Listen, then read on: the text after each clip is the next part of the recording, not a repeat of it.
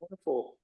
I'd like to call to order the August Ramsey-Washington Metro Watershed District Board meeting. First starting with the individuals, I guess. Do introduction, yes. Let's start with our visitors. Would you like to start? I'm Mark Subramanian, I'm a resident in Shoreview. I have a area in my backyard. Very cool. I mean, did you have any comments you wanted to give during visitor comments? Oh, Amanda Kiefer, I'm a civil engineer with TKDA here. Nice. Perfect. And then, do you want to do everybody's introductions or Just me. Okay. And then, Maggie, online, could you introduce yourself, please?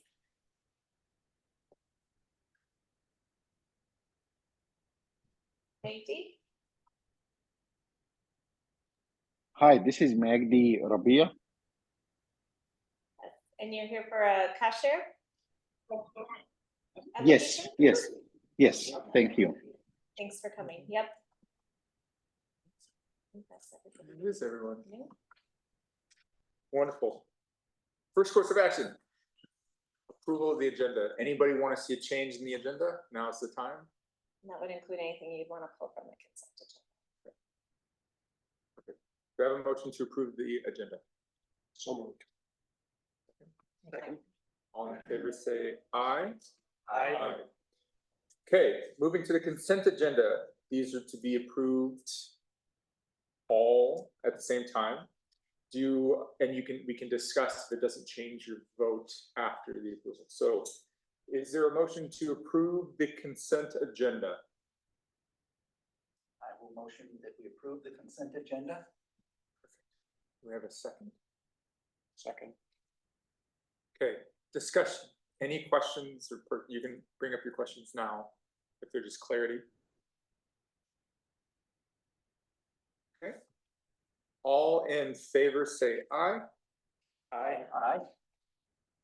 Okay. Magdi, we have approved your stewardship grant program. Thank you. This is great. I'm very excited about that. Thank you, guys. Exciting to see what comes of it. Looks awesome. Thank you. Wonderful. Transitioning to visitor comments. We checked. I don't think there's any visitor comments unless there are now. No. Perfect. Let's transition to the permit program. After you, Nicole. Good evening.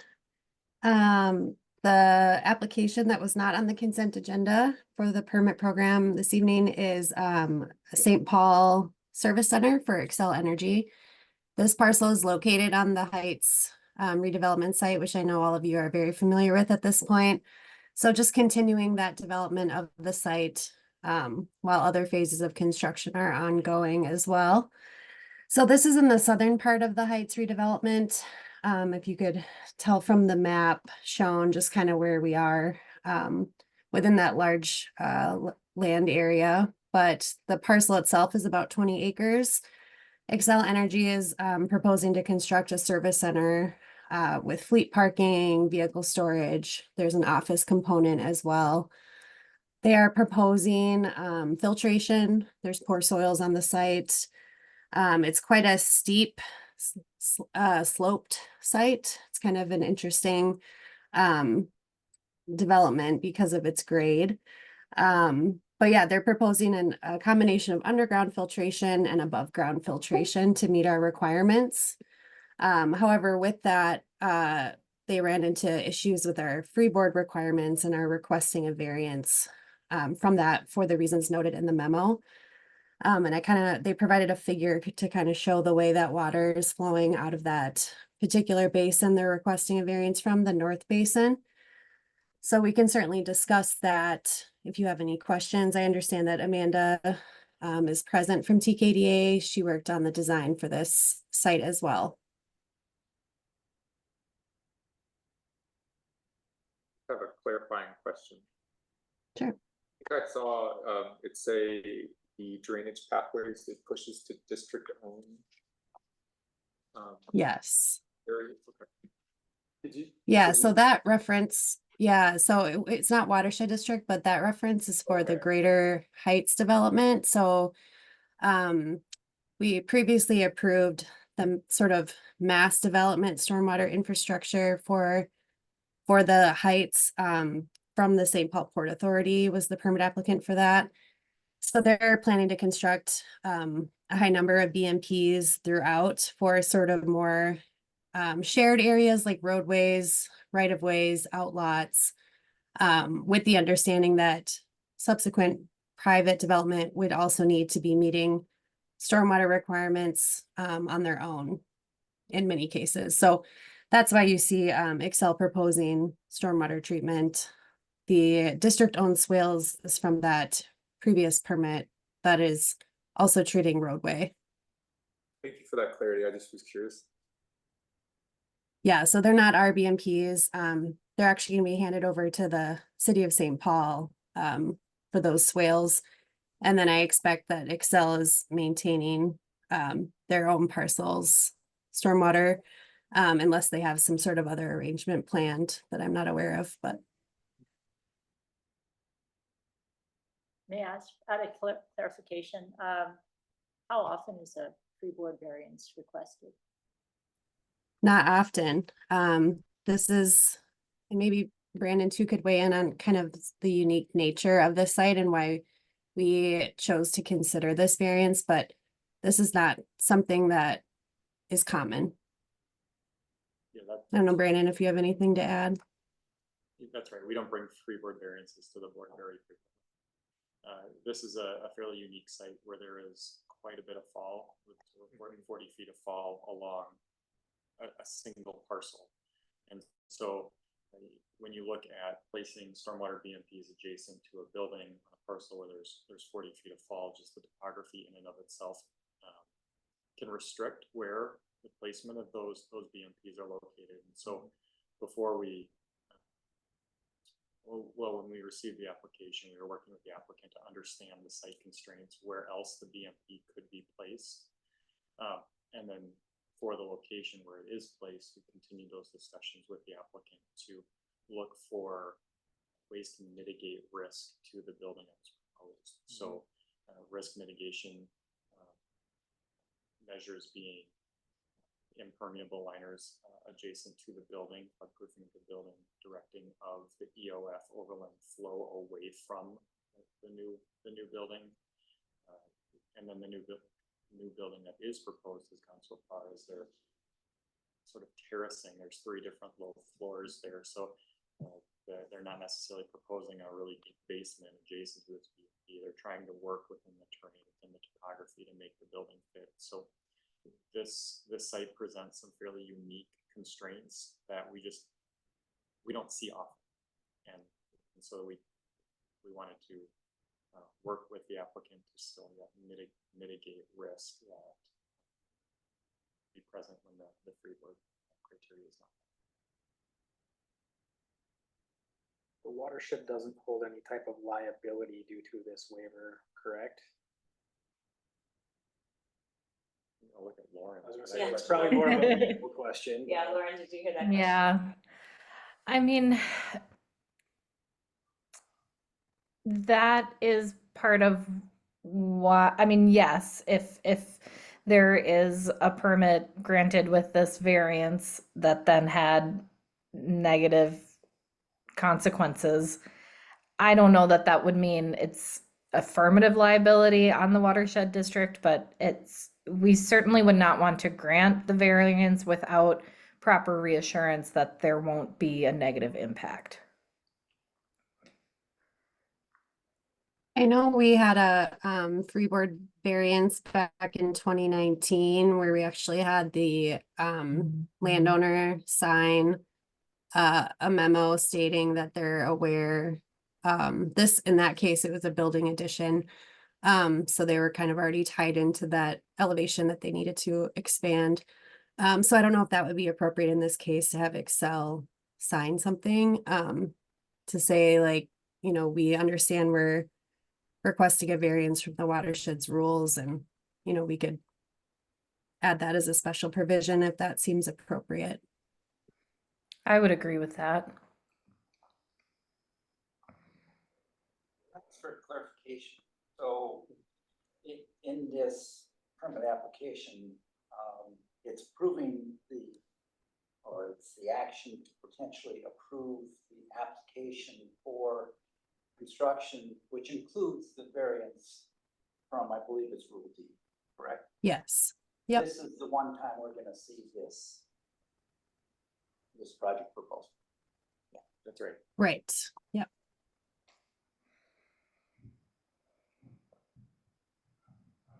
Any other further question? Yeah, so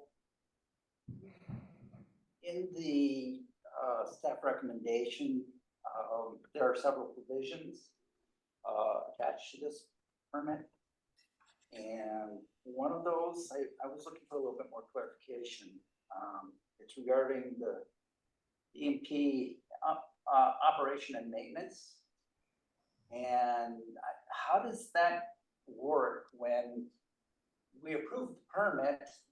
They are then responsible to develop an operation or maintenance plan that I assume staff would probably have, and Bar would probably have an opportunity to review, comment, and potentially approve.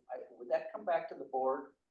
No, so that, yeah, the special provisions you're approving pending receipt of those special provisions. Those are staff and then would submit they wouldn't get the permit until those items are.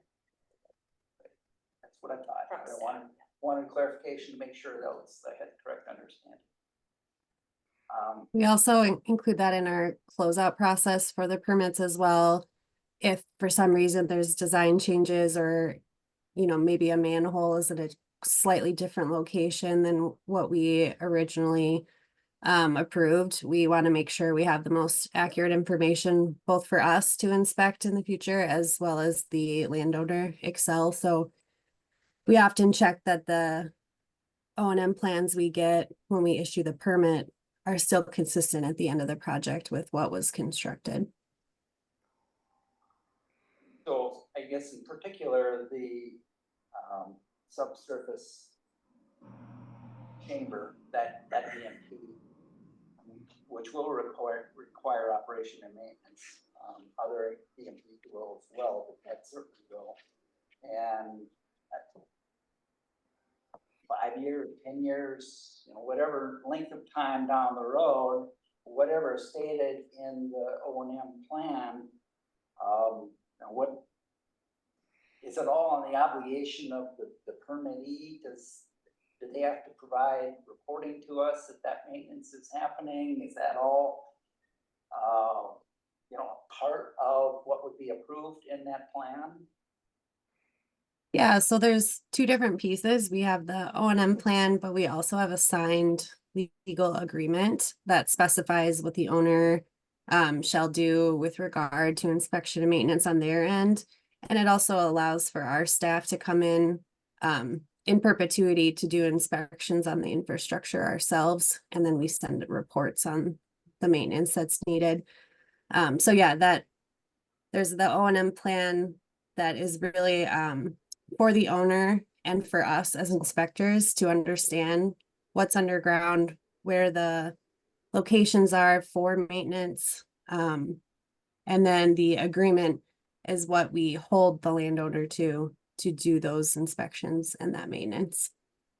I think our process does give that oversight, as Nicole's highlighted. I think as I think back to this particular unique one, this site is strange.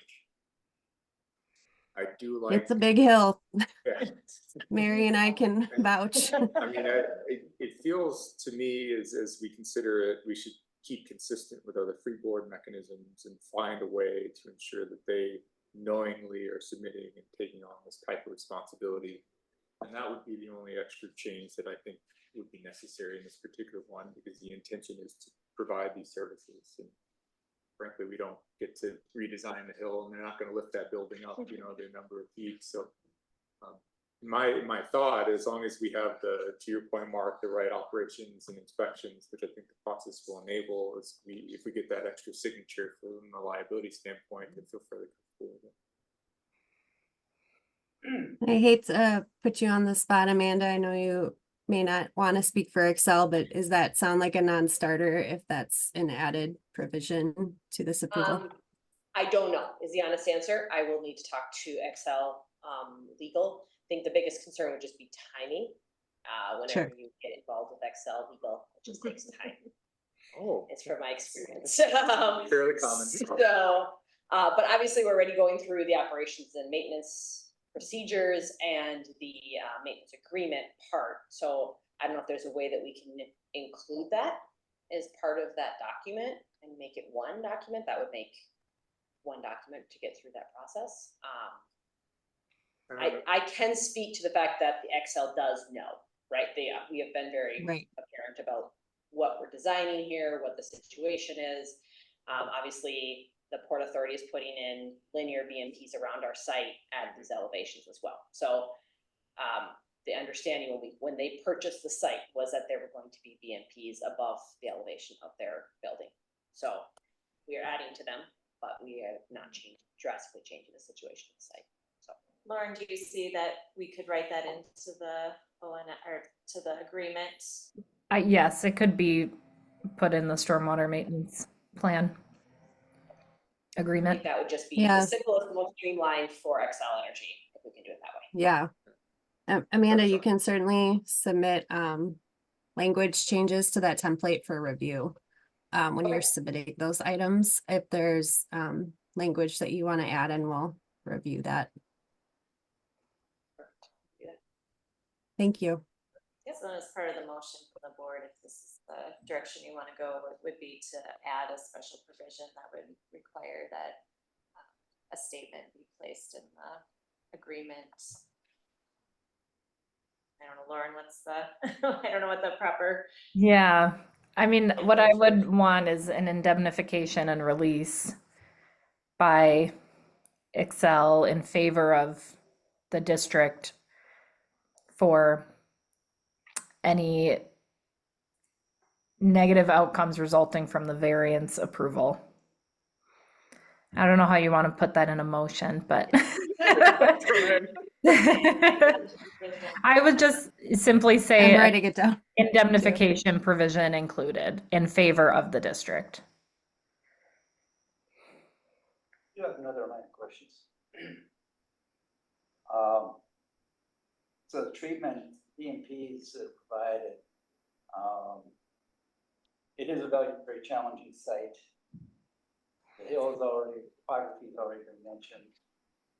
It's a fairly expansive conversion of impervious.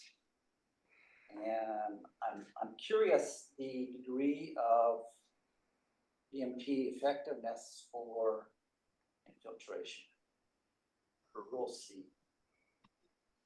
Has that really been considered, or has the primary focus been on are these BMPs adequate to provide removal of sediment, nutrients, etc.? Can I jump in? Sure. So the two at-grade stormwater basins, so the ones we're talking about, the north and then also the south, we are not preventing infiltration. We do not have a liner. The liner is on the building, not on the system. So if the soils do allow for any infiltration, it will be allowed. It's type D soils. So according to the MPCA stormwater and that permit, we are not allowed to infiltrate. The underground stormwater chamber system, we do have a liner because there is fueling on site. So therefore, due to the MPCA permit requirement, the national and PDS permit, we are not allowed to infiltrate the site. so they're meeting our rules for volume reduction and water quality through filtration. Yep.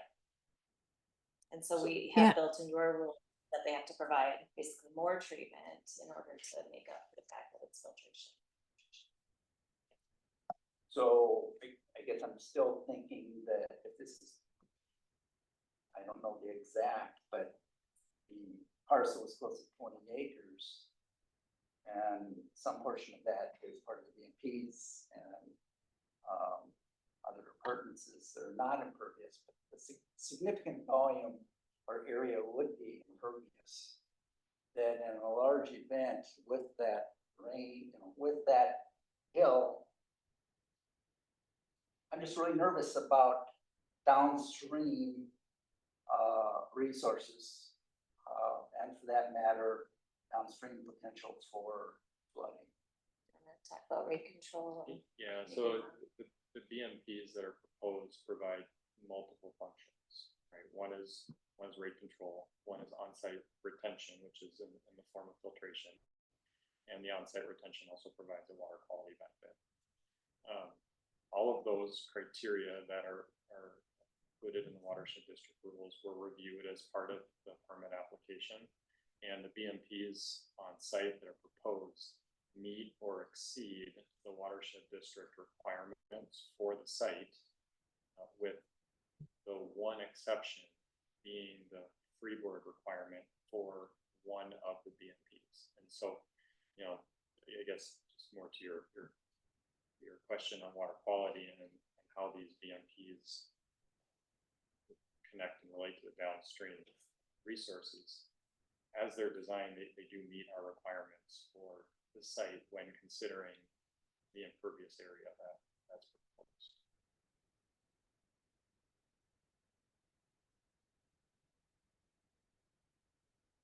Thank you. Yeah.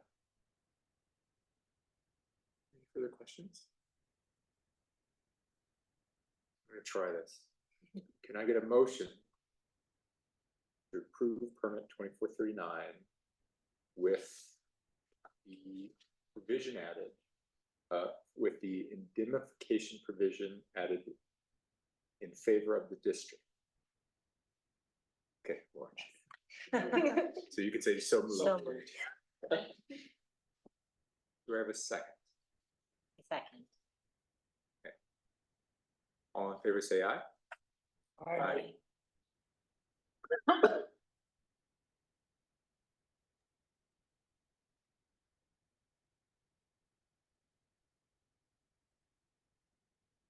Let's jump to the interns. I will start out, I guess, unless Nicole, do you want to do it? You can do the intro. Or Sure. Mary. Yeah. Kendra is here tonight to do a presentation on her internship this summer, primarily doing inspection work within the regulatory program. And I don't know if we'll talk, if you wanted to say something, Tina, in the administrator's report later, or if I Yeah, can so just you say had- that.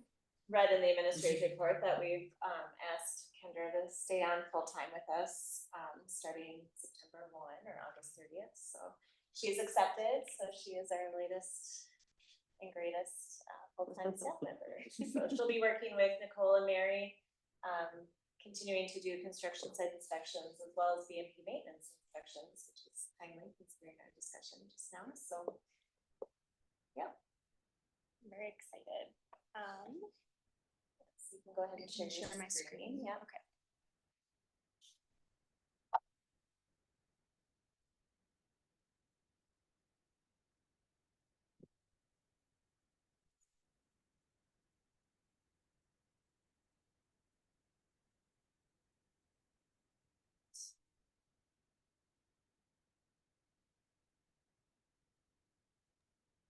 Can everyone on Zoom hear me? Good, don't. Okay, there you go. Now we're good. Now references. All right. Hello, everyone. My name is Kendra, and I have been working this past summer as the inspector intern for the Ramsey-Washington Watershed District.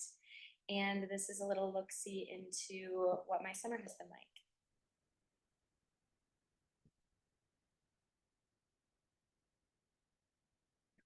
So working in this internship, I've had two main responsibilities. That has been construction site inspections, as well as closed permit BMP inspections. So with construction site inspections, that is monitoring active construction sites on a bi-weekly basis and looking at their erosion sediment control practices, as well as their stormwater management. So I would monitor things like inlet control, perimeter control, soil stabilization, as well as monitoring their permanent BMP install on site. And then the other aspect of my job has been closed permit BMP inspections, wherein I'm inspecting permanent above ground BMPs, specifically within the timeframe of 2000 to 2009.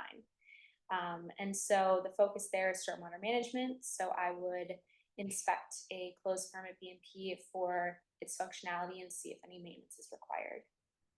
And examples of those BMPs are wet ponds or infiltration, filtration basins, etc. And then other district opportunities I've had this summer have been shadowing other departments within the district, attending community events, volunteering, and shadowing for WACA delineation reviews, as well as underground BMP inspections.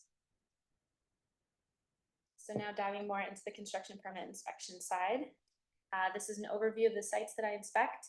I'm currently inspecting 17 active permits that vary in location throughout the district, as well as both public and private projects.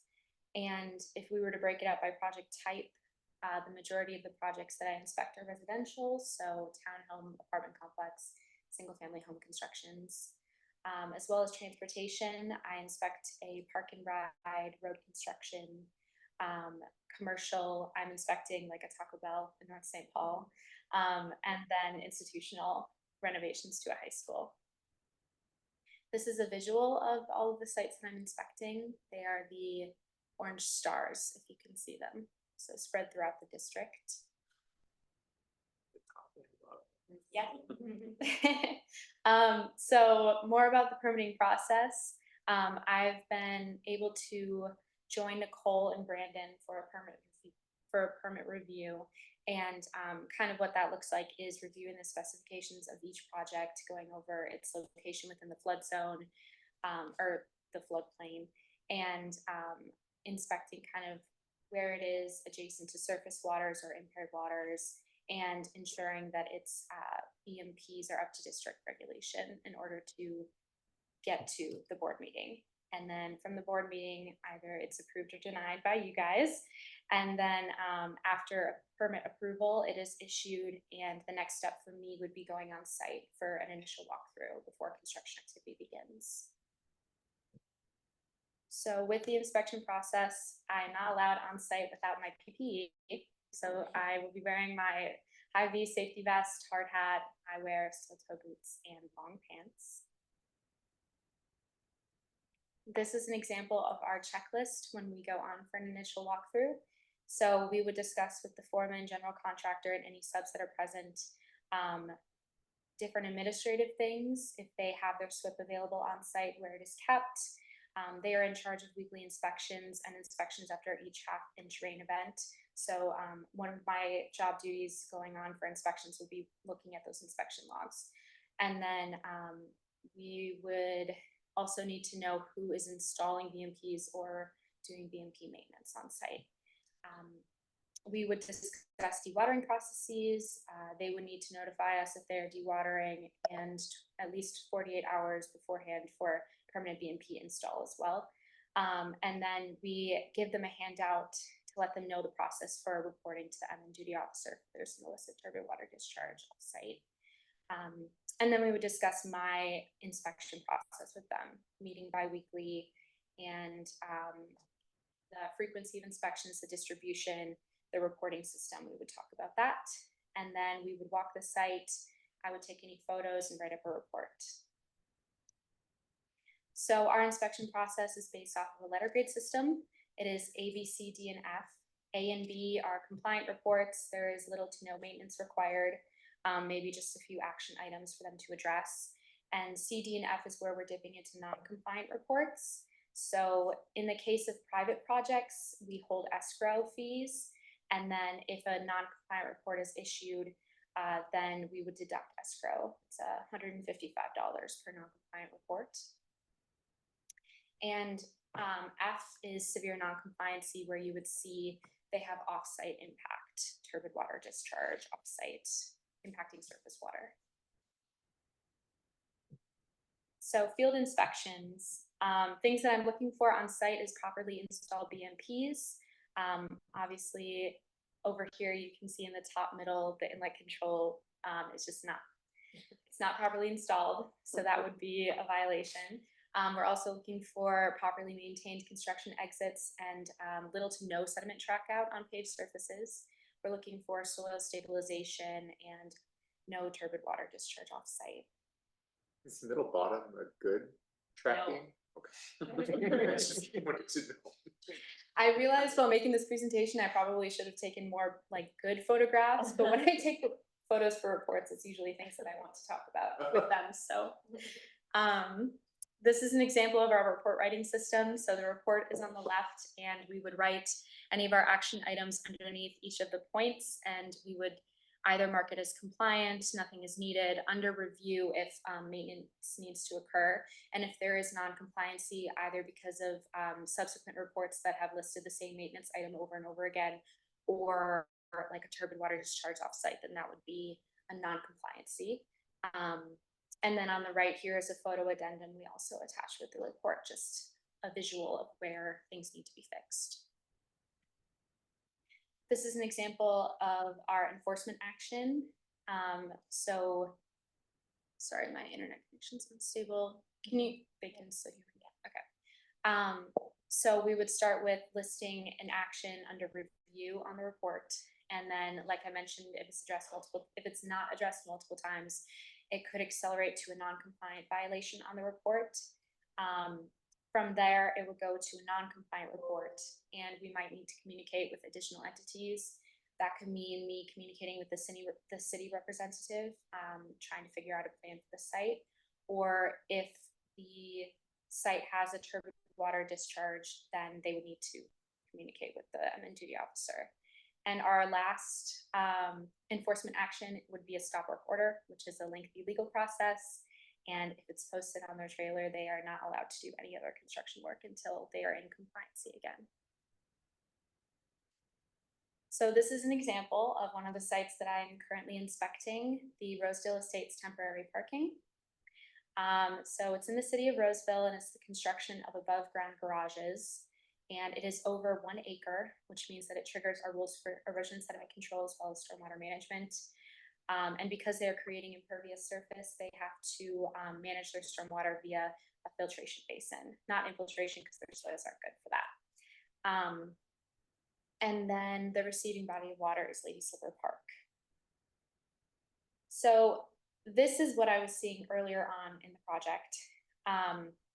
Just a lot of non-compliancy.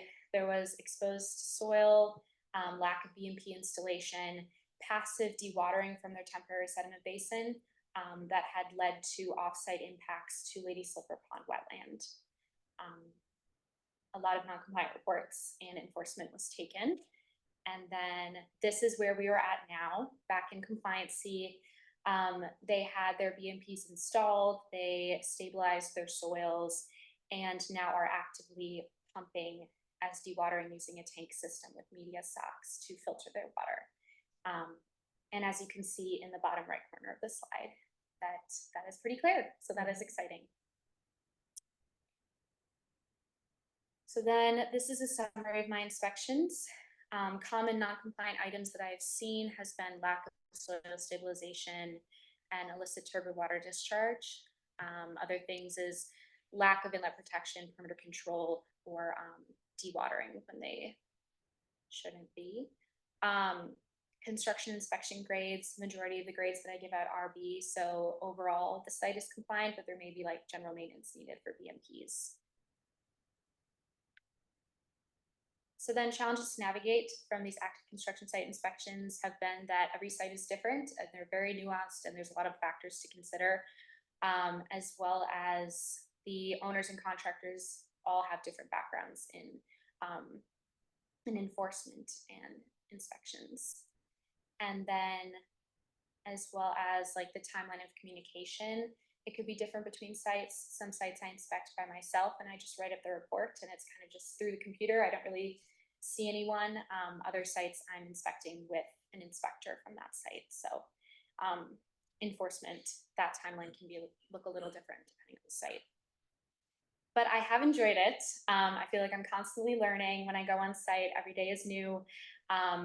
going into an environmental career, I just wanted to make sure that I was making a direct impact. And I feel like the work that I'm doing here, I do have a voice. What I say and what I do does have an impact on these sites, and it helps mitigate offsite impact. So feel good about that.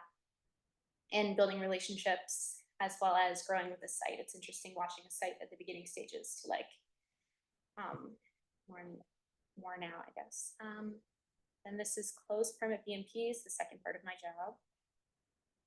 This is an overview of all of the above ground BMPs within the time range that I'm inspecting, 261 sites.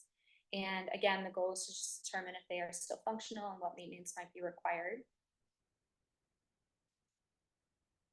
So this permit process would mean a closeout walkthrough of the site, discussing who is in charge of BMP maintenance with the transfer of ownership. Then I would come on and visually inspect and note any maintenance needed and follow up with a report. These are the different types of closed permit BMPs that we inspect.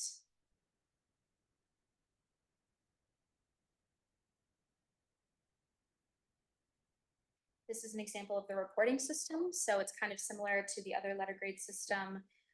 However, A, B, and C are technically in compliance, but it just varies in the level of maintenance that might be required. F is where the BMP is failing. And then this is the example on the right here of the reporting system. And we would just check if it's applicable and write down our maintenance. So far, on an ongoing basis, I've only inspected 40 above ground closed permit BMPs of the 261, but that's still a good number, I would say. And I'm going based off of location. So I've hit mostly Little Canada first, and as well as North St. Paul. And I've inspected both private and public. Majority of the BMPs that I've evaluated have been wet ponds. And I think it's just due to the time of it being like in the 2000s, around 20 years ago, I think we were seeing more wet ponds. And the technology now, I think, is more filtration and filtration basins, but that's what I've been inspecting. Letter grades have mostly been B's and C's. I have not yet had to give an F, which is exciting. Common maintenance for these BMPs have been excessive trash or debris in the basin, noxious weeds, exposed soil, inlet or outlet structures being impaired due to sediment or vegetation, as well as sediment accumulation. And I do have standing water here, but I want to let you know that that wasn't like a failing case, because we try to inspect our closed permit BMPs 48 hours after a rain event, but sometimes the scheduling doesn't allow for that. So the drawdown is 48 hours, is what we should be expecting.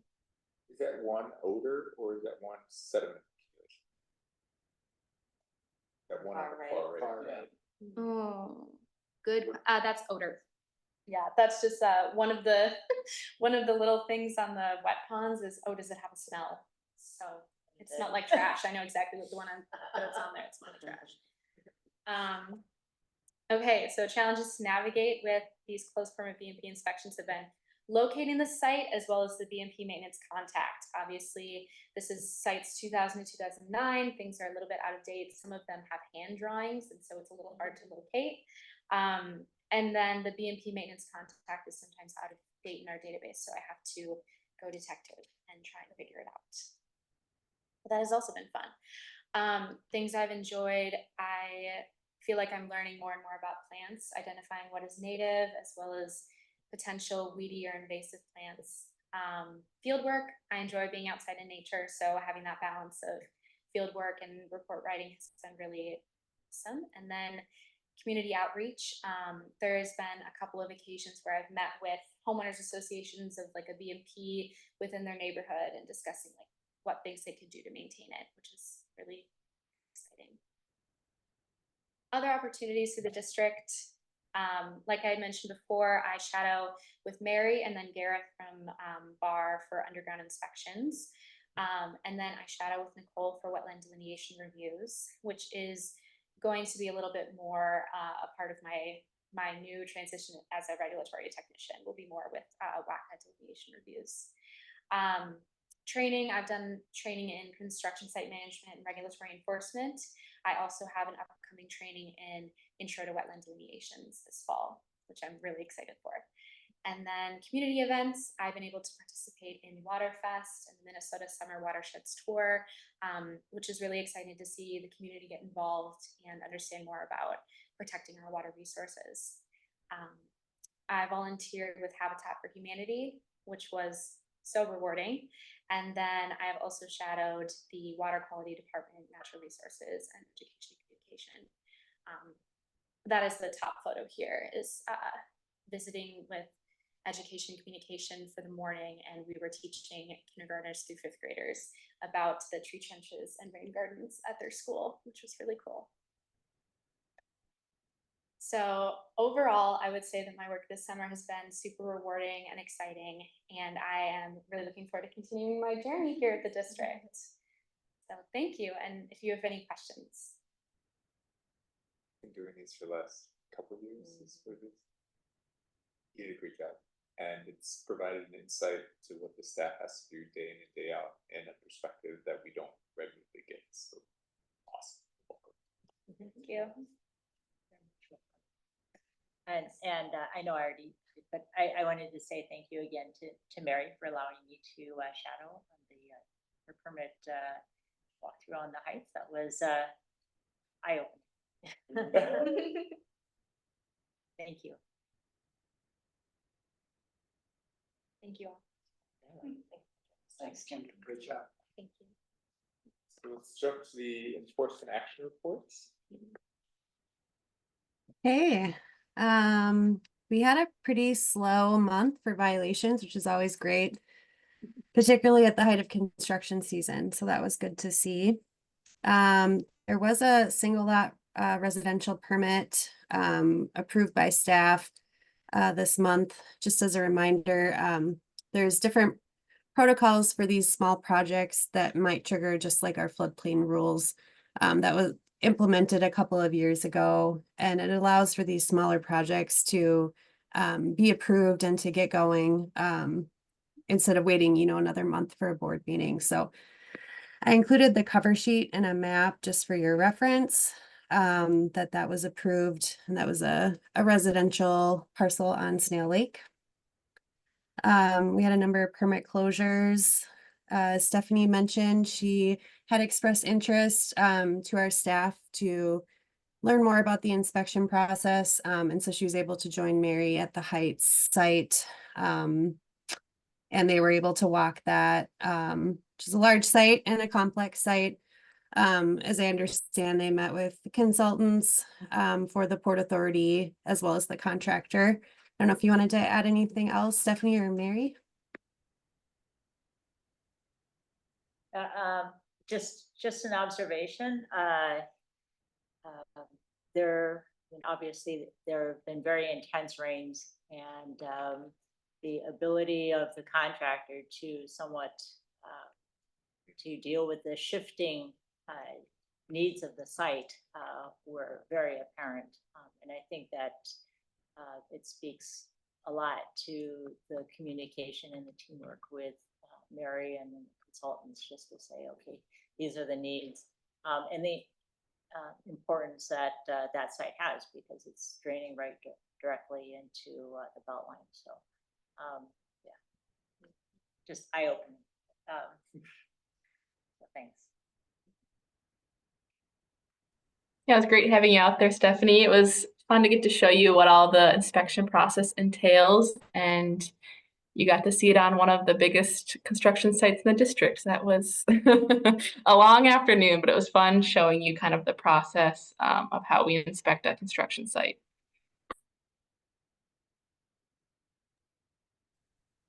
Speaking of a long afternoon, the other major update on the enforcement report is the gold line. I know that takes a majority of the day for Mary to inspect, also with their consultant staff for the Metro Transit and the contractor. So there's more of an update there if there's any questions on that.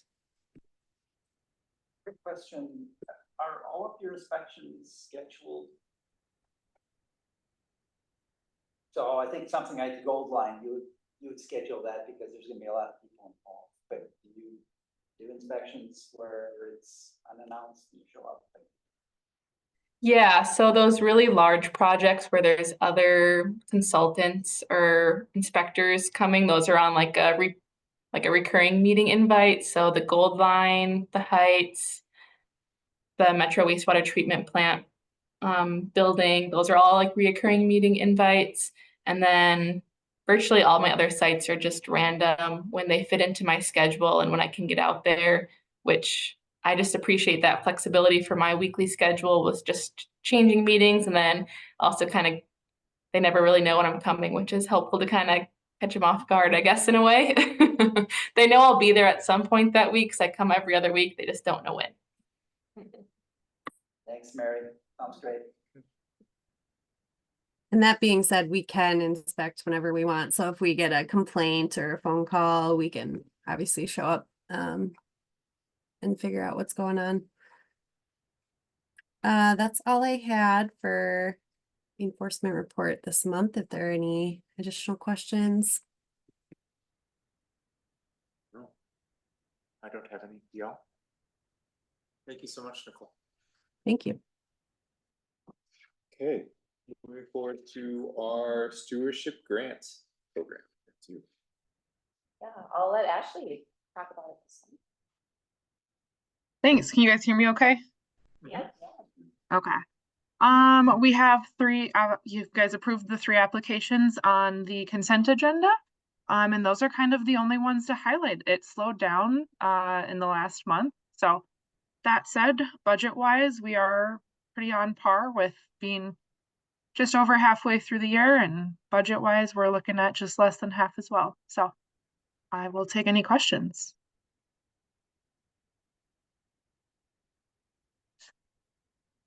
Just from the budget on the enhanced street sweeping, when we approve those grants, those are a year long or were those seasonal? I couldn't remember. They are basically for this whole season, so they are due, I think that's like the end of Yeah, I guess that's November, what I was early curious about. December. Okay. Yeah. Okay. Yeah. So we're still, I'm waiting, I just assume that's gonna probably pick up. yeah, I think Little Canada and City of St. Paul are still going to apply, but. Okay. That's my only question. Budgets. Any other questions? Okay, action items. Fish Creek tributary permanent easement acquisition. I know this took a long time to get. Yeah. Yeah, we're very happy to have it. Tyler, did you wanna just overview or highlight? Sure, yeah, so over the past month, we have gotten the appraisals in for the easements over the tributary stream to Fish Creek, down in the very bottom end of Maplewood. So we got those easements or those appraisals in, and then reviewed at the staff level what the appraisals came in as, and then are presenting a request to pursue purchasing those easements with the landowners. So if approved, the next step would be Lauren would draft purchase agreements, and then we would talk with landowners if they're on board with the project and if they would be willing to sign, and then we move forward from there. And I think our tentative plan is to get a verbal agreement from the landowners so that we don't spend time drafting purchase agreements and then having to do it all over again, our door slammed in our face. So Given that this process, well, it has taken some time, but good progress has been made, obviously. But, I remember last year when we did our little field tour and stopped at the 2 driveway and talked a little bit about how this might roll out. The landowners have all kind of known about this. Yep. So this Yeah. is something that is gonna come as a surprise to them. no, yeah, Dave and I had met with them last year to go over the project, and we had 30% designs at that time. So we reviewed the designs and showed them some photos of what it might look like and some of the stream restoration kind of measures that we were going to take, like pools and riffles and stabilizing the slopes. And so, yeah, it's not going to be a surprise. It's just going to ultimately, I think, be, are they okay with the disturbance on their property during construction, and then the final result. So Excellent, thank you. My understanding of the easement laws, that's more of helping them understand what it means when they go and sign it, it seems. And could you just help me understand that? I'm not an expert at the easement law for sure, but what is without the offer of compensation mean with respect to the Bailey Nurseries property? Maybe that's a question for Lauren. But I Yeah, don't recognize that language, and I couldn't. it find just on means the that the district isn't going to be paying Bailey Nurseries for the easement. So for the other landowners, we have an appraised value. That's going to be the compensation for the easement. But in light of kind of how small the area is in Bailey Nurseries and that it's turning over, and the appraisal really came back and said this isn't negatively affecting their property value at all. So Can you help me with how that pertains if we have damage to that land area? I assume we take care of the damage if there is construction. yeah, but- the easement will say that any work the district you know, the district's responsible for its own conduct on the premises, has the right to maintain it over time, and if there is damage, then it needs to be restored at the district's cost. Damage caused by the district, I should say. Yeah, I didn't know if that made a really unique easement agreement with Bailey. I just wanted to understand that. So that sounds fairly typical. And I'm no expert by any means on easements, but just to verify that, and particularly with the Bailey, because it is likely that that's going to be sold. So these easements would be recorded on the deeds, correct? So that it's going to carry forward within the future owners. That's right. Yep, they run with the land, as we like to say. So yeah, we'll record them. So kind of first step is purchase agreement, as if you're buying your house, saying here's the purchase price and the terms that we're agreeing on. And then once the project, I mean, we could do it really at any time in the project, but eventually there's a closing where there's money exchanged for a document, an easement document that then gets recorded against each property. And what I expected, but that gives a lot more information. Thank you. Yeah. In this area, just from the surveying that was done, there are a lot of easements already in this area. This is kind of overlapping in some ways. So really the detriment to the property owners is quite small. But when people hear easements, that's what they think we're taking property. Yeah, people think, oh no, I'm not, you know, they can sound scarier than they really are, especially in this case when across each parcel, the total area is quite small. So any further questions, or can I get a motion to authorize staff to pursue the acquisition of permanent easements across the 3 single-family residential properties within the project boundaries and with Bailey Nursery? So, Thank you. second. Perfect. All in favor say aye.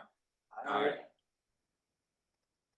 Attorney report. Lauren, you still have the floor. Yes, thank you.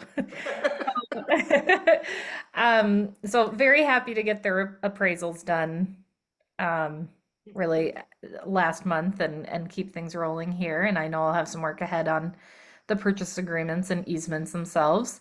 Otherwise this month, I've still kind of been involved in the Woodbury Target transition from Carilla to Peterson. So we're still working through that handoff, but it seems to be going well.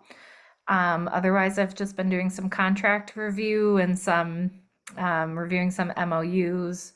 So yeah, I'm glad we spent so much time today talking about the stormwater maintenance agreements and some of those things that the district uses templates that we've drafted for that purpose that then get revised in light of every project and what it needs.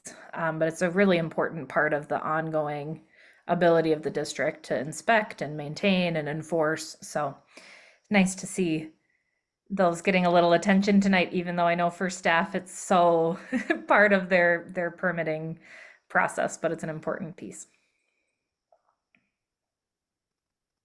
Questions for Lauren? Thanks for a great month, but, you know, you've done a lot. What was that? Oh, it's been a busy month. Yeah, thanks. I know you don't like it when I have a busy month. That's not true. It's been mostly good, mostly progress, right? That's what we want.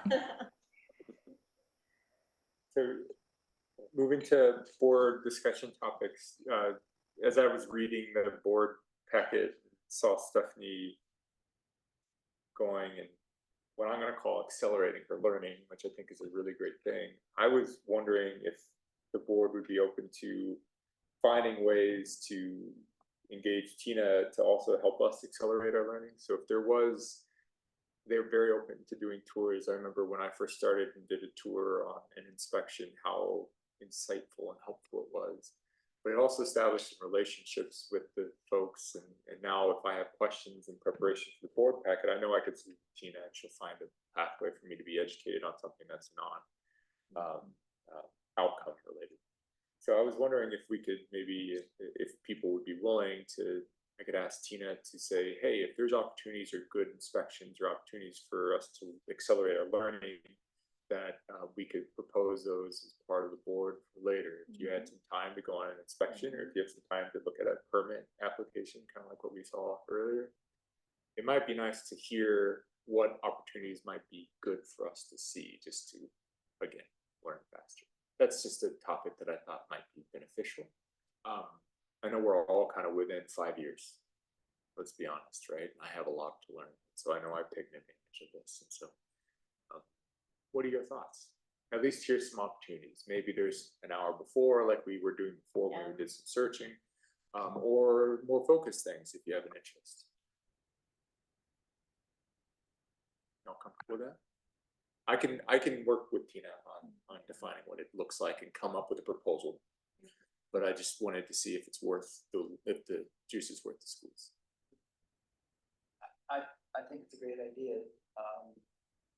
There are a number of things to get presented to us in these packets, and I think oftentimes I may have, I'll speak for myself, I think I may have some understanding, but I may not have the complete understanding to really interpret, from the engineering perspective, the rate control discussion we had earlier. I think that we should all be continuing to learn. So I would welcome whatever opportunities would be provided. I was kind of thinking that we might have, tried to get a, hour before or hour and a half before the meeting, as has been done in the past. It hasn't seemed to work out this summer. It's been kind of crazy summer for a lot of reasons. So no complaints there, but I mean, that certainly is one. Yeah, You can shoot for that for the fall too. I think start in September. I think the before meeting tour, tour locations are nice for you all to learn together. And then if there's individual interests, then yeah, I'm happy to explore those. I just reflect back to my first 2 years. There was a point where I asked so many questions just to be informed that Tina, Brandon, and Nicole graciously spent hours with me, actually just answering the questions about the map. And so now I have a good sense of where it is. It's really helped, frankly. And so I'll talk to you all outside of the meeting, but I think it would be helpful just to say, here's a menu item of things if you're interested.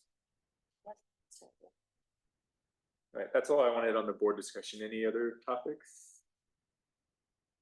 Wonderful. New reports and presentations. Budget discussion. Yeah, so I have a number of items in the packet for your review this month. This is a preliminary discussion. I do take these numbers, and then that is something that I would share with our cities and our counties and ask for feedback on, and that's also what we would public notice for the next meeting. Next month in September, we need to approve our preliminary budget and levy and certify that to the county, or to both counties. So that is something that we are required to have a public hearing for, so we'll do that next month. I have a budget table in here, some of the program line item breakouts, and then a line by line that just helps if you're like, what is that for? So, I don't know what's most useful for you at this, Would you be willing if we transitioned maybe just to open questions? that'd be Because then, great. Yeah, I think that's good. I think going through line by line, it was helpful at some point, but I think questions. Yeah, perfect. Anyone have questions directly on the content review to date?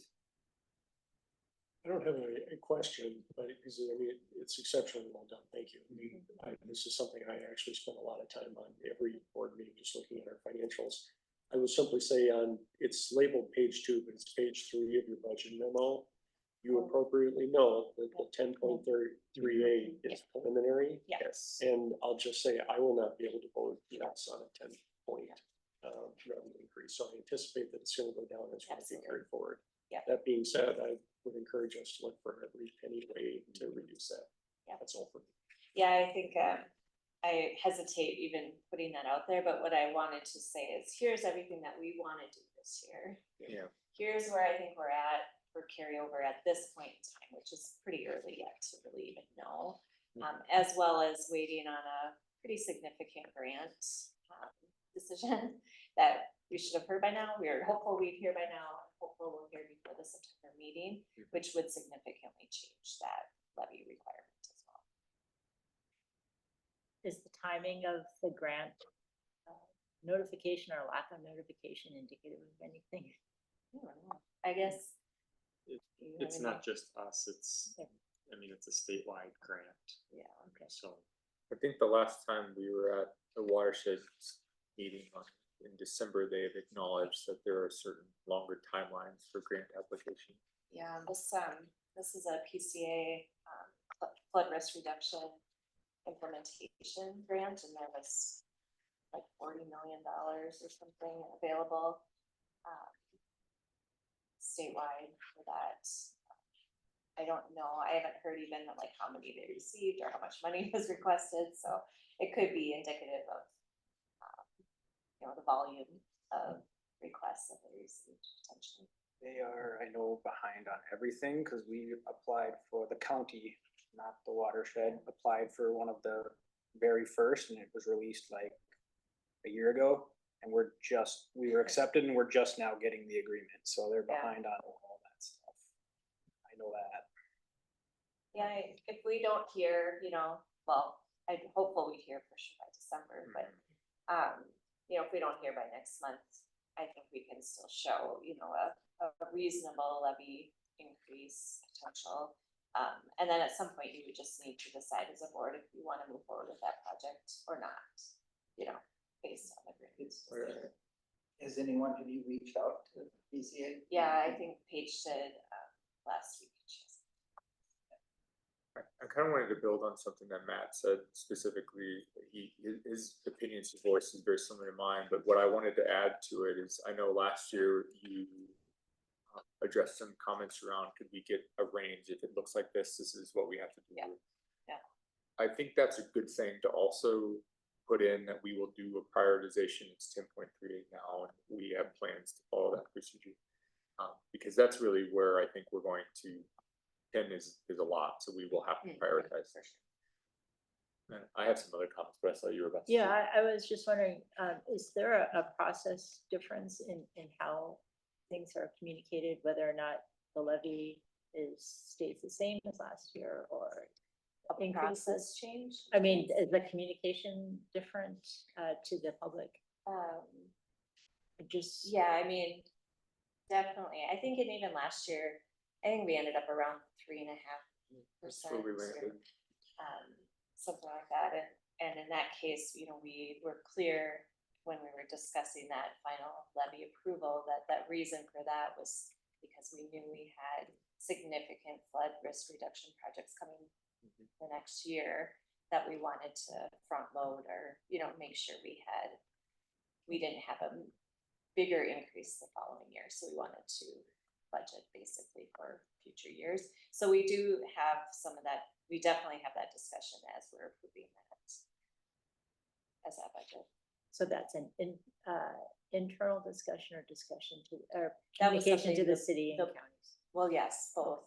I mean, so when I share this with the cities, I would say, this, you might see a 10% increase right now, but that is not our intent moving forward, that this is our full budget for what we would like to do in 2025, as I explained the process about, evaluating carryover as we, and they're very familiar with that process, because that's something they also do, so.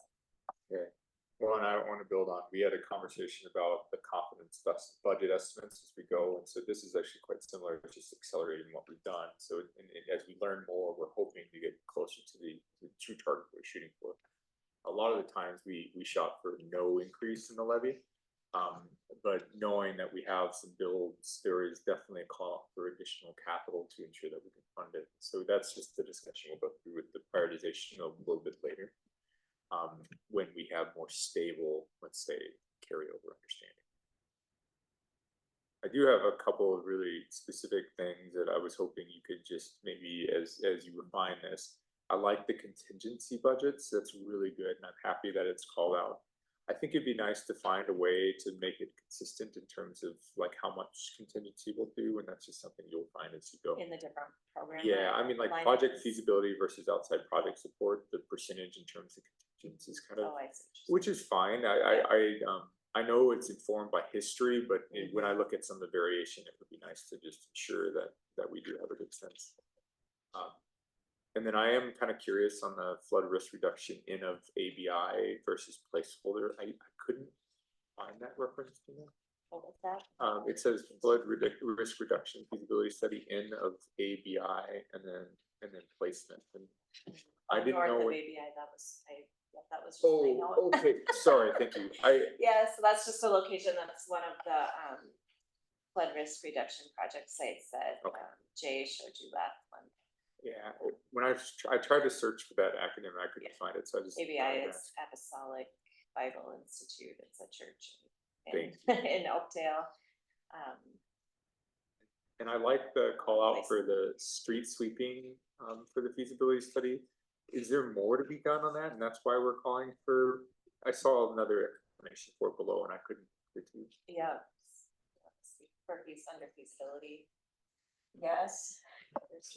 Yeah, so I think it was more looking at, how we refine our grant process, how we keep going, and then looking at equipment. Yeah, potential looking at how we might form our program to. Okay, so it's like an exploratory, because I know we've approved expanded spend and the stewardship grant for it, so this is to inform additional spend or maybe. Yeah, in the future, how we continue, and we're still kind of look at this as a pilot again, like we want to look at the data too again, that we're collecting and making sure that we're refining. Well, I like continue, you get what you measure, and BMPs, this is a really good BMP, so I just wanted to get a good sense of what that is. Yeah. Okay. All the rest of my questions I aren't necessary at this point. They're more like, I'll email you after, like, what's a trunk conveyor system? We can talk about that later. I just don't know what that is. Any other questions on the preliminary budget?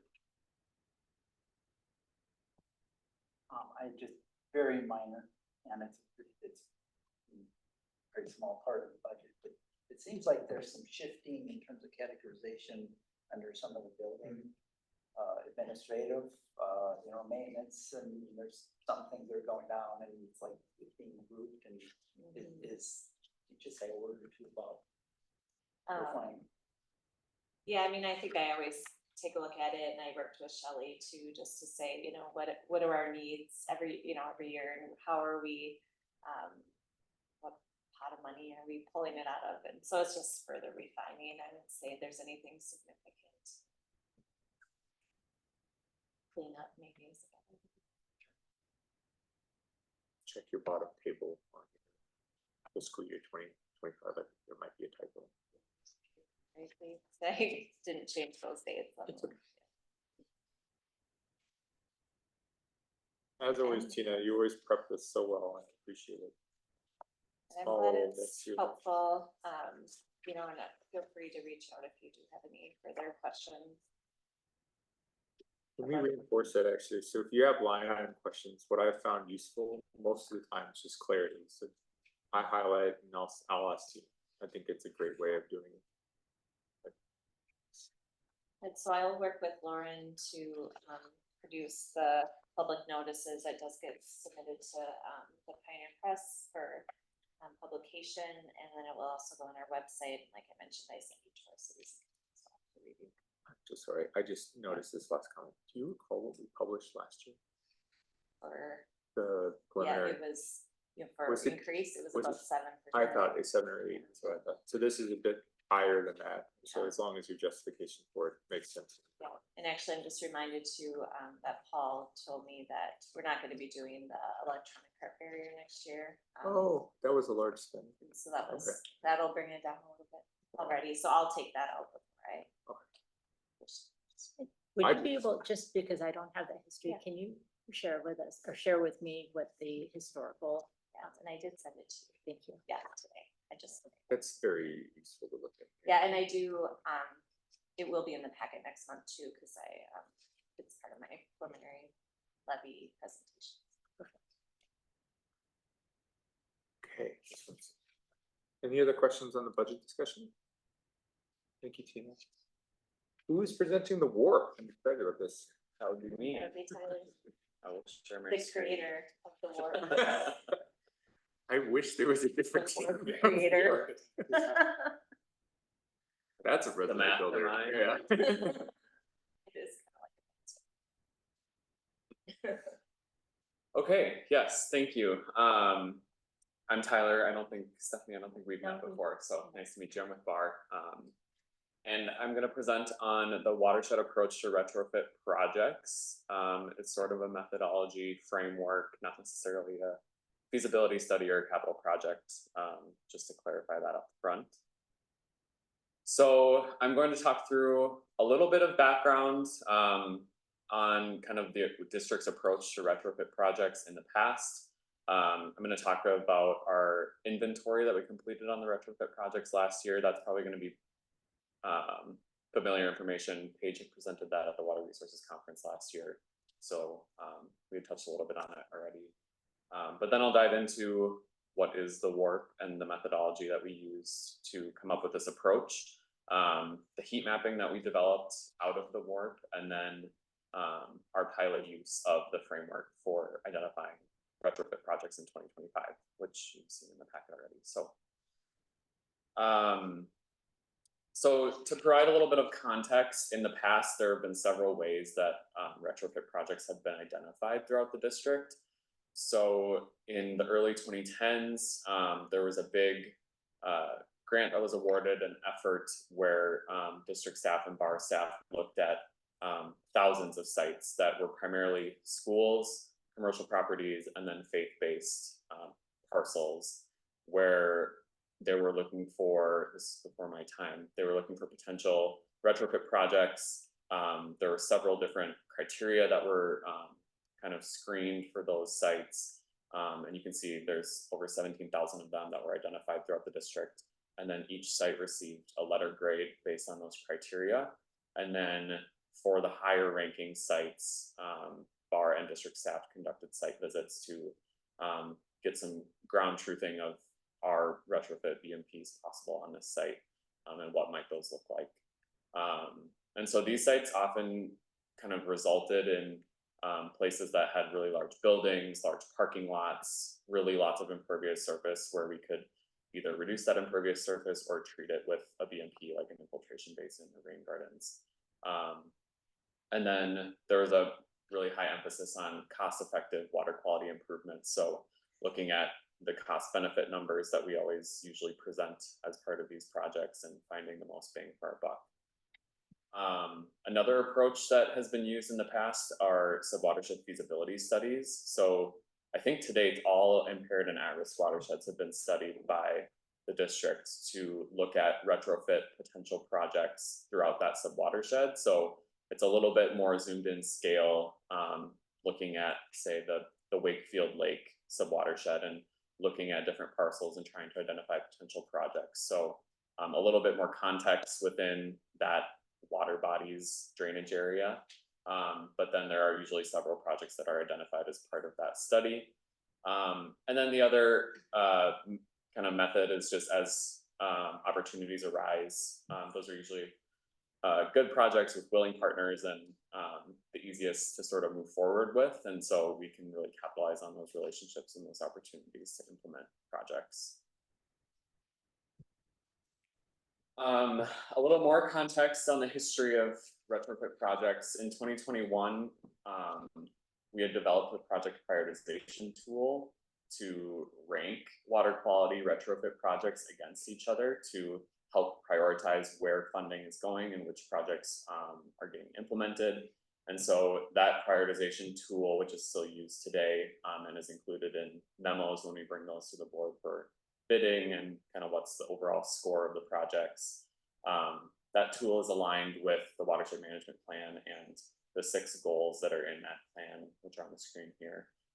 And then also the strategic plan action items and how, so we've developed criteria that align with each of those. And then just a caveat that I'll note that we'll kind of circle back on later is that the tool requires information on a project that is usually only available until after the project's been designed. So something like the schools and commercial site visits, we don't have a full design for those projects, and so we can't really we're kind of putting a square peg in a round hole with those BMPs because we don't have quite the information to rank them against some of these other projects that have either been conceptually designed or have been looked at by others and then brought to the district. So with all of that information, last year we embarked on inventorying the past efforts of identifying retrofit projects.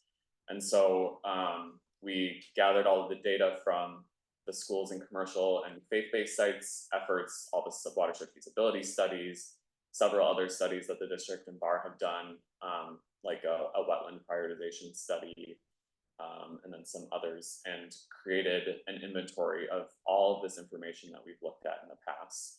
And we created maps out of this information that is all really tied to parcel-based data, where we can track parcels that have been looked at in some way, shape, or form. So if we were to go onto a parcel in the map and click on it, we can see, okay, this was given a letter B in the school's effort, and they looked at the site and said that a rain garden could be constructed at this corner of the parking lot, for instance. And some of the parcels have more information than others, but it's really a repository of all the effort that's been done by the district over the past decade plus. And then with the result of this inventory, we created an online tool using ArcGIS to track all this information, but then also to use as a tool moving forward to track new information that we're gathering. So if Paige is contacted by a property owner, she can go into the map and add information that says, this guy called me on this day, I should follow up with him in 2 years because he said they're going to sell the property. I don't know, whatever it might look like. So just a really comprehensive way to keep track of all of this information, because previously it existed in a lot of different spreadsheets and reports, and BAR had stuff, the district had stuff, and so it's really nice that it's all centralized out of this effort. So the question naturally was, what next? What do we do with all of this information? And more kind of critically, how do we find new projects to go after as part of the targeted retrofit program? We had tracked all that old information. We had completed a lot of the bang for your buck, low hanging fruit type projects over the past 10 years. And moving forward, in conversation with district staff and their priorities, really wanting to be strategic with projects that get implemented that align with not only the plan, but also incorporate some new metrics that are important, such as equity, climate resiliency, and then just more holistic project approach. So kind of a key example there is targeted retrofit projects are usually water quality projects, but where can we find projects that have stacked benefits like flood risk reduction or natural resources improvements? And thus was born the WARP. You can pre-order your merch with this logo after this information. But we outlined this scope of work to identify a methodology to approach projects as I just explained. And so the process for developing the warp was gathering and mapping all the data, which was done in the retrofit inventory effort. And then what we decided or wanted to do is host a workshop to identify what are our priorities, what data can we be looking at holistically to identify projects, not only water quality, but also some other benefits. And then how can we develop a scoring or some sort of quantitative analysis to help us hone in on where those projects might be throughout the district. And then with all of that information gathered from that workshop and lots of conversation, we can create heat maps to show where those projects might be throughout the district, and in a somewhat automated process, which is really nice. And then finally, we use that information in a pilot study to identify potential projects for next year. So in gathering all of the data, I should say this isn't necessarily the previous parcel data that we were looking at, but what are some geospatial data that we have access to that can really illuminate parcels that might be good fits for retrofit projects. So you can see the whole list of data there on the screen that we had started with going into that workshop. But it includes, you know, inundation and impacted structures that the district has mapped through all of their flood risk modeling, wetland information, soils information, impervious data, the social vulnerability index, which is the equity piece that was adopted last year, and then a lot of natural resources features as well, like different parks throughout the Twin Cities, DNR layers, like the biological survey sites of biodiversity significance, which is a mouthful. So at the workshop, we took that list of data and talked through each one, what each one kind of represented and meant, and potential ways we could quantify it. And then we essentially ranked all of those layers in two categories of, okay, what's critical, what's tied to the watershed management plan and important moving forward, as sort of the pillars of what the watershed district does and prioritizes. And then what are some other data layers that are going to be important to help kind of tease out some of these parcels for potential projects outside of, you know, water quality, flooding, and natural resources, big data layers that we had available to us. So we assigned those two categories, and then from there, BAR and the district worked on developing specific criteria for each of the data layers that were part of those categories. So you can see those metrics are here on the screen. And then with these data layers that are sort of our final puzzles pieces in the warp for right now, we performed a spatial analysis in GIS and then applied these metrics to we're still using parcels as sort of the base feature that we're looking at, and then created an overall score for the warp for each parcel. And I'll say that this is a little nuanced in that the score isn't necessarily saying like this parcel is better than this parcel, but broad brush strokes, we can look at, okay, where are some of the higher scoring parcels and can we take a deeper dive there and figure out to see if there might be good opportunities. So it's more of a screening tool and not a prioritization tool, which was a distinction that we had to make a lot through the process and figuring out what this looked like. Can I just test something there? Yeah. So first, areas, parcel owners' willingness to participate, that fits into the prioritization, is that correct? Okay. Yep. But we did look at ownership of parcels here because public parcels are typically easier to implement projects on. So I just wanted to get that. I know that's been a factor in the past. Yep. And so we created heat maps with the scoring of each parcel. And so you can see, it's probably hard to get too much detail from this figure, but you can see the heat map that was created. There's a lot of blank space. That's all single family residential property throughout the district. And so that's not really typically projects that we implement targeted retrofits on. That's more of a stewardship grant or cost share type project. So a little bit separate from this effort. But you can see some of the hotspots that are starting to emerge where we have these red zones where there's some of your typical examples of, okay, it's really high impervious, commercial areas like the Sunrise Shopping Mall or like even Aldrich Arena showed up as a high priority site, which is good and confirming of the tool because we've done a project there.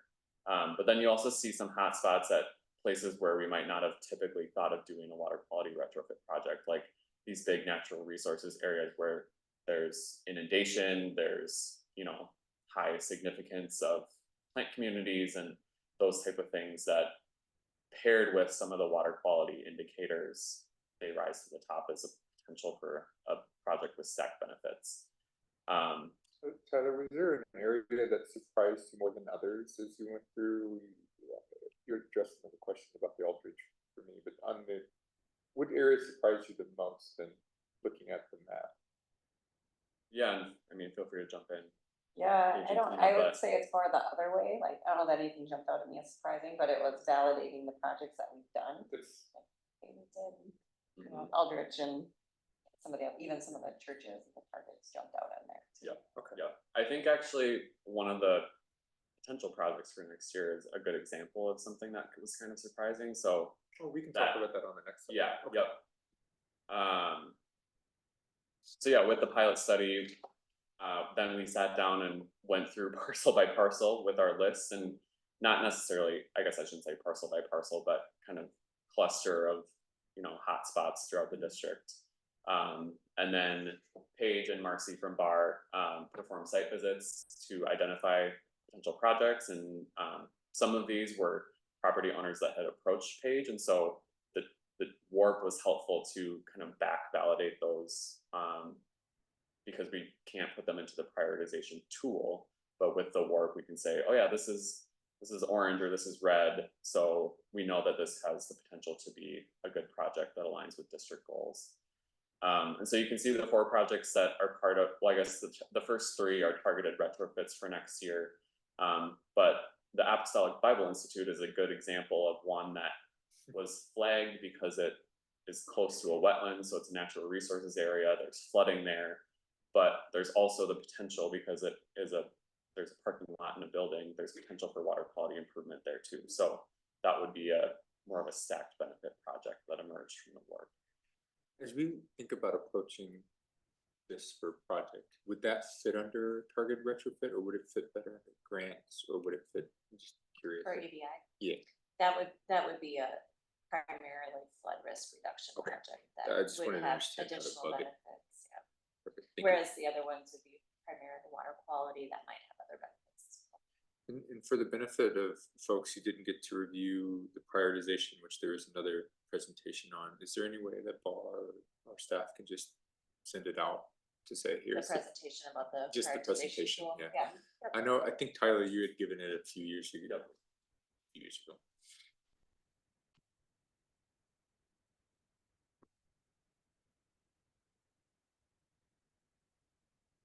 Yeah, so after we identified these projects and sort of moving forward year after year, we approach property owners if we haven't talked to them already, you know, saying that their site might be a good candidate for a retrofit project.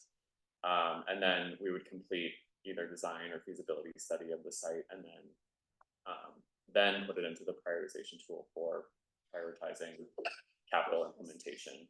And then if there's a site that we identify as a high priority through the WARP, but it isn't necessarily a large site, then we might funnel into the stewardship grant program and reach out to those property owners. Or if they approach us, we can say, oh yeah, we identified this site as part of our WARP.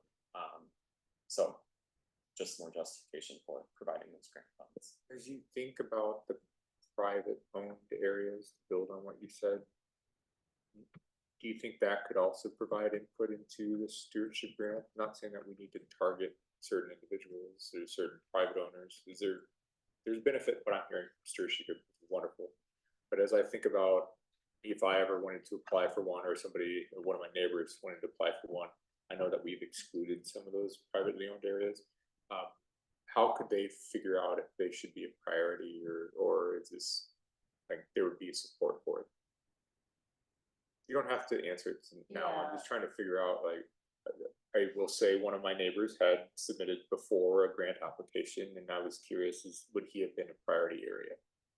So for residential, we kind of look at everyone the same. Okay, okay, Yes. thank So you. hopefully we talk to your neighbor.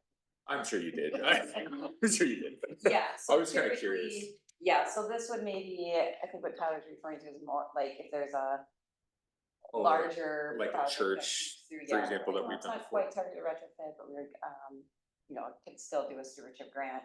But yes, for residential, we. Okay, it's, pretty much they're look at kind of all, thank you. important, yeah. In terms of, from the funding angle, which I'm talking about, has there been any effort to try to categorize some of what's come out of the work and say, well, if we were to do this, this would probably go there versus? Or is it best done, is that best done when the project really gets to the kind of feasibility design? How are we gonna pay for it? Yeah, I think when they're visiting sites, it doesn't matter much to the landowner, right, which pot of money it Right. comes out of, so as they're getting interest from landowners, then we can say, okay, is this primarily flood, is this primarily water quality, or is it natural resources, and then we can funnel it through those funding sources. Yeah, I mean, part of that, just having had the budget discussion, that's a lot of what the budget Yeah. is about, is how those different funds kind of cooperate with each other. Yeah. So I'm just curious, it would seem to me it makes sense to do that earlier in terms of thinking about priority projects versus, oh, this is on the Red Lake and we don't have whatever the money. Right, yeah, and that's like, so those 3 projects that you saw came out of this are in the budget for targeted retrofits next year, so we determined, yeah, that those would be good water quality, targeted retrofit projects. And those are all, like Tyler mentioned, they all actually approached us, you know, looking for stewardship grant dollars, and we said, wow, okay, like, you know, using the WARP and the site assessment, we pushed it into that targeted retrofit. May I ask, do you share kind of your top, whatever, 100 with the different cities? Just to say, you know, sometimes they're coordinating, they have different priorities or different roadway reconstruction projects that might be going Yeah, on. at the we same haven't time. yet, but I think it's kind of in the works, you know, how do we best do that? We did meet with City of Roseville to look at a few of their parks scored very highly. But, you know, met out there with them and talked through the process, but they have other things kind of in the works, so. Yeah, I mean, that's a no it's not go, necessarily something that's gonna happen in the Right. next year, Yeah. much less next 5, but it could be, you know, something that they're Kind of shooting. similar to what we've done with the flood risk reduction studies, so when we do those, the resiliency study, and then we meet with each of the cities and say, okay, here's the areas that we identified. Does that ring true with you? Do you have any projects coming up? So I mean, it's a similar process we could do with this. So, it's a good idea.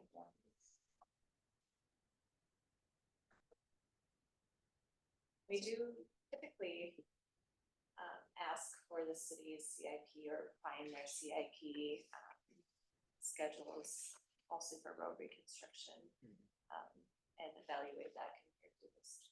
Yep. So our next steps will be to, you know, track everything that we're gathering this year in the web map so that we have that information moving forward in the one location.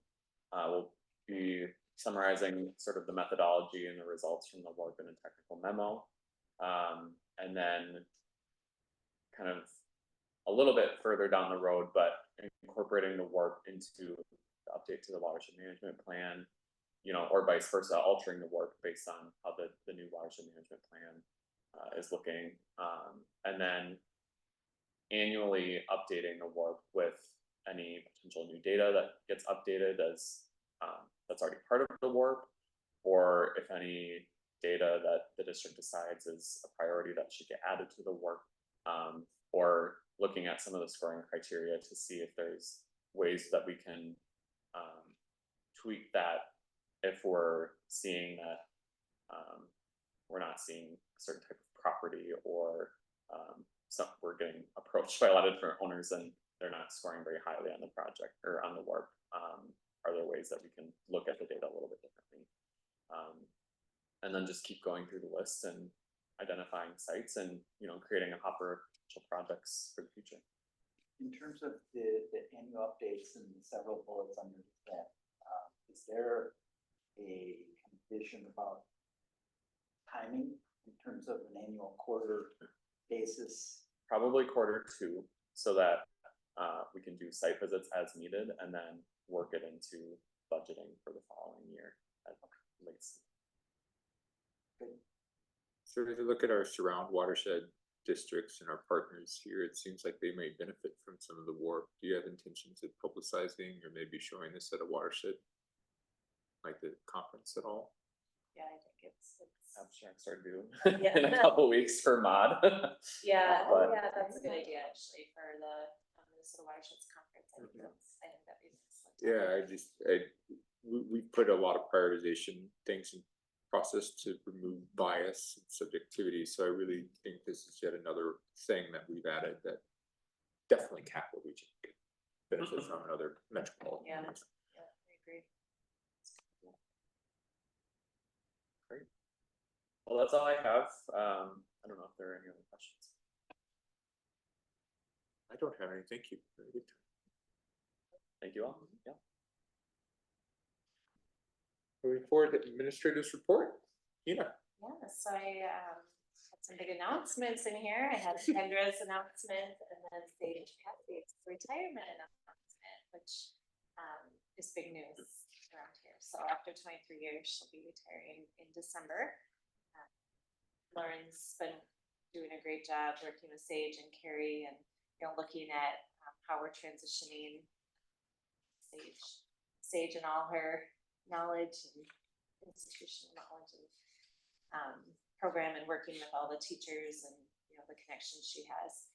Thankfully, Tracy Leavenworth, who is our contractor, who has been working in our schools with Sage for a number of years, is interested in continuing to do that. So we'll have that consistency, which is really nice. And Tracy has some ideas too for how to, you know, move this program forward. So. You'll likely continue on a contract basis? Yes, she'll continue on a contract basis, but I would anticipate we might up her hours a little bit and have a little more time for her to. And she's really interested in that and doing more in schoolwork. So. I remember having a dinner conversation with Sage and the fact that she has helped young kids and then is recognized by teenagers who she helped just demonstrates her impact. The amount of there's been several notable retirements as of late. Yeah. And so finding a way to build back that knowledge is going to be key. Yeah. That's a big loss. Well, good for her. I was gonna say, well deserved. Well deserved. That's a good way to put it. Hurts us, great for her. Yeah, the only other thing in there is the Minnesota Watersheds. I might just take a little survey here if anybody knows for sure they will not be attending the conference in December. They've already sent out the notice for making room reservations, and usually we just grab enough for everybody, but I want to make sure if anybody knew for sure they weren't going to be attending the conference this year, then we would give up those. I have already taken those days off, just to be clear, so I'm, yes. Okay, good. Well, if you want to just let me know, if you had any plans to go or not go, that's December 4th through the 6th this year. Up at Grandview Lodge in this new venue. Beautiful. Yeah. As I mentioned, I think in here too, oh yes, the awards nominations process is starting. Staff have some ideas for program and project of the year. Talk about what you. Yeah, yep, so thinking of nominating our targeted retrofit program for program of the year, and then at the Minnesota Watersheds Tour, I heard a number of people comment on the Owasso Boulevard project, specifically about all the partnerships that we had in that. So nominating that, you know, for the shoreline restoration, both our, you know, the public portion, but all the residential areas, that carpet removal that NR has worked on, and then the actual, like the Lake Owasso County Park project, trying all that. Did we already nominate the Weir off of the Keller golf course? I'm curiosity. Am I thinking of it right? The Keller. Yeah, on its conveyance system, there's this really cool part of the tour that I remember going, where we've been working on it for a long time. I don't remember, did we ever nominate that one? The Keller Yeah, Creek. thank you. Yeah, I don't think we have nominated that one. No. I don't know if it's a must do. I just, I remember going and the impact it has and the kayakers coming through, and how cool it is that we can remote control that particular one. Oh, yeah, yeah. Maybe that's just the geek in me talking.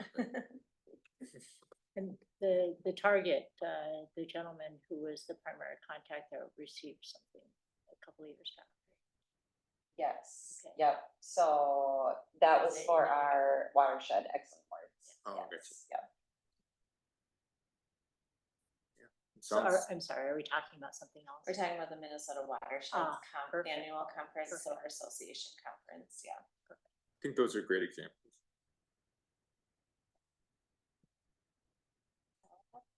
I do want to say 11 years. Good job, Nicole. Oh, she's gone. Well, She's actually on vacation. Yeah. oh, she Not is. done just for her permit stuff. I'll send her a note after. Yeah. And then the shoreline assessment next steps in the fall. I think it relates to a couple of the budget items, so I like that it's in the fall. Right. Cool. Okay. And the page, I think we are on project summaries. Yes, we are. As we've done before, we'll just start with A. I have a series of questions, so I'm not going to go line by line, but I know I have questions going to F. Any questions before that?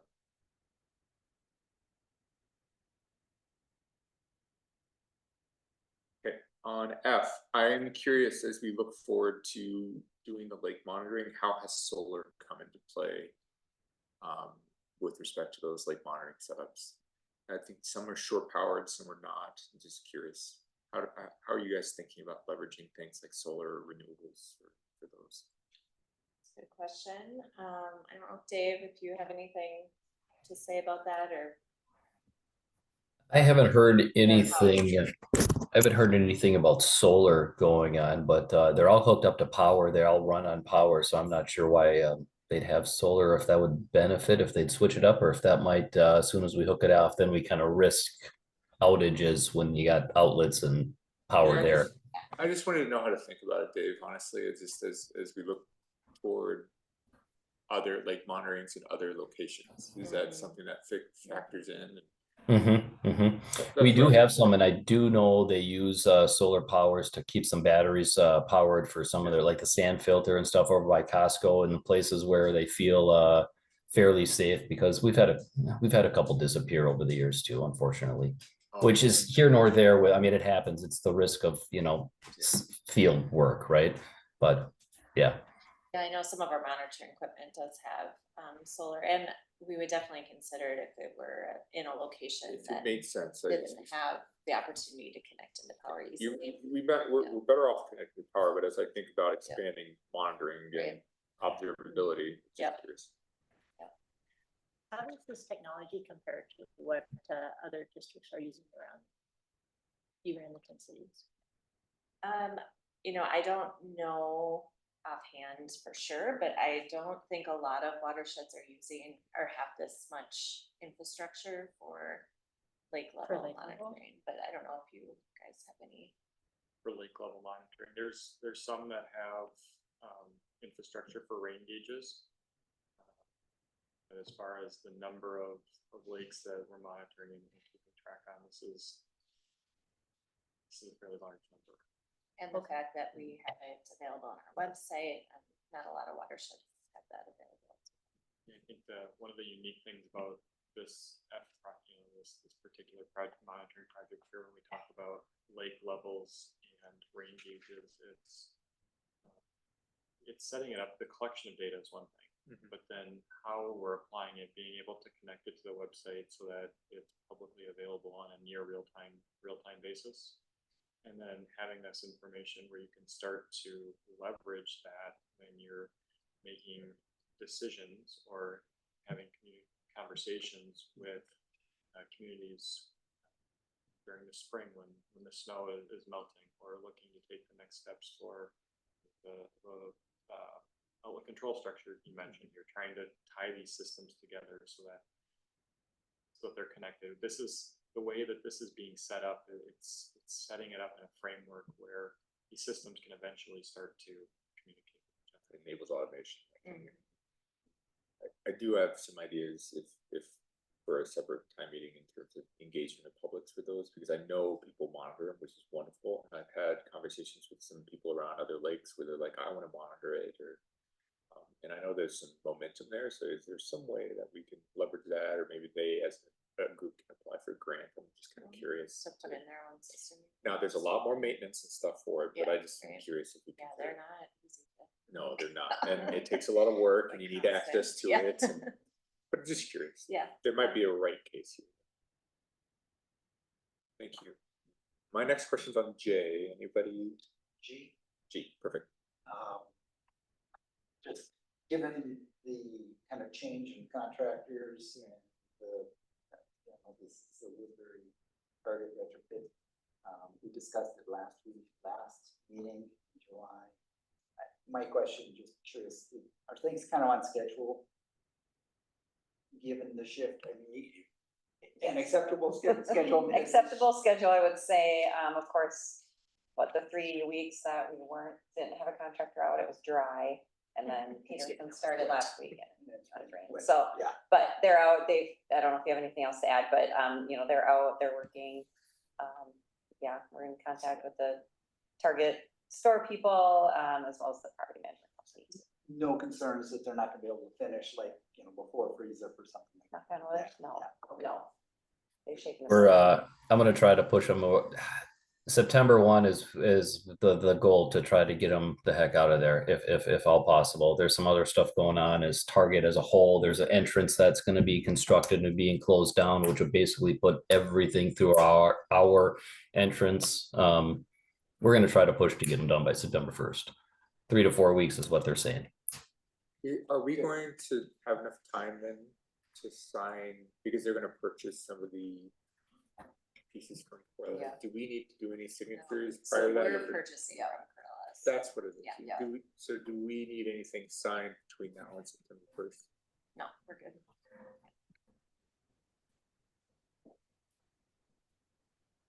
I'm gonna jump to J. There were a couple of concerns brought up with this Woodland Hills Church. I think the outcome that we were shooting for, the Woodland Hill, is notable. It's great. Curious if there were any updates, if they looked into that vaults or any of that. Yeah, so they decided to they're gonna fill in the vault, leave it there, not touch it, but yep, they are. The contractor's out, working, so again, if it would stop raining. They want to be done quickly, so. Very good. I think they, like 4 to 5 weeks. Just to catch everyone up, we approved a larger amount for that particular stewardship grant, but there were some really good concerns brought up. Great mission. Let's see it.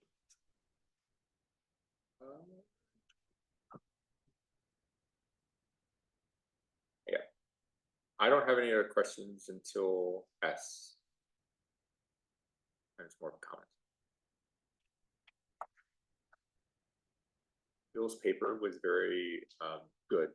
Challenging for somebody like me to digest, but I tried to read it. I appreciated Paul's summary. Yeah. So, some takeaways, yeah. Can we go back? Oh, yeah, sorry, but yeah, go ahead. Cottage Park, I just want to acknowledge there was some discussion. Aaron had gotten back to me on a couple of questions that I had the last word. Brandon, you were copied. I just want to say thank you and acknowledge it.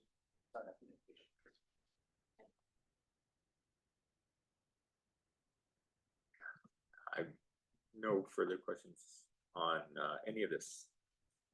How about others?